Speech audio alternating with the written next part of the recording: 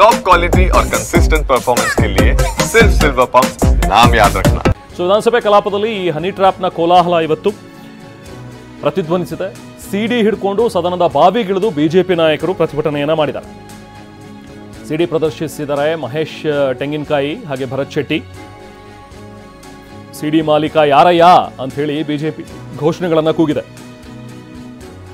CM ಕುರ್ಚಿಗೋಸ್ಕರ honey trap ಆಗಿದೆ ಇಲ್ಲಿ ಅಂತ ಹೇಳಿ ನೋಡಿ, ಶಾಸಕರ ಕೈಯಲ್ಲಿರುವಂತಹ ಸಿಡಿ ಅಲ್ಲಿ ಸಿಎಂ ಮುಂದೆನೆ ಬಂದು ನಿಂತ್ಕೊಂಡು ಸಿಡಿಯನ್ನ ಪ್ರದರ್ಶಿಸ್ತಾ ಇದ್ದಾರೆ.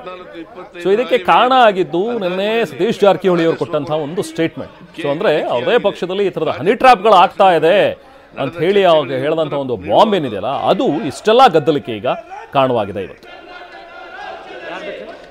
25-26ರಲ್ಲಿ ಸುಮಾರು 8,000 ಕೋಟಿ ರೂಪಾಯಿಗಳಷ್ಟು ರಾಜಸ್ವ ಕೊರತೆ ಕಡಿಮೆಯಾಗುತ್ತದೆ.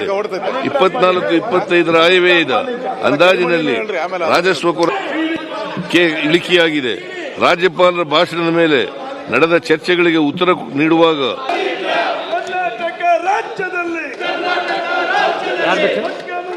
ಇವ್ರನ್ನ ಬರಕೇಳು ಇಲ್ಲಿ ಅಟೆಂಡರ್ಗಳು 25-26ರಲ್ಲಿ ಸುಮಾರು 8,000 ಕೋಟಿ ರೂಪಾಯಿಗಳಷ್ಟು ರಾಜಸ್ವ ಕೊರತೆ ಕಡಿಮೆಯಾಗುತ್ತದೆ. 24-25ರ ಆಯವ್ಯಯದ ಅಂದಾಜಿನಲ್ಲಿ ರಾಜಸ್ವ ಕೊರತೆ ಇಳಿಕೆಯಾಗಿದೆ. ರಾಜ್ಯಪಾಲರ ಭಾಷಣದ ಮೇಲೆ ನಡೆದ ಚರ್ಚೆಗಳಿಗೆ ಉತ್ತರ ನೀಡುವಾಗ